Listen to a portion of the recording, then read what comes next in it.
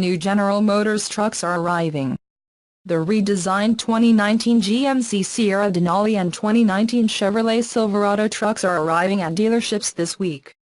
GM introduced the new trucks earlier this year and began sending them to dealers a few weeks ago.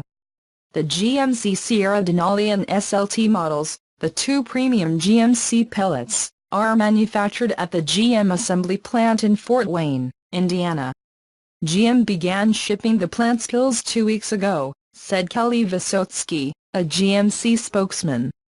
The AT4, the next higher Sierra behind the Denali and SLT versions, will start shipping to dealers in the next couple of months.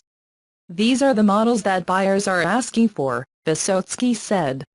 More than 75% of the crew cabins we sell are Denali and SLT models, so we thought we could implement it first. La Sierra is a great seller for GMC. By the end of the second quarter, GMC had sold 100,874 Sierra pickups, up 1.7% from the same period in 2017, GM reported.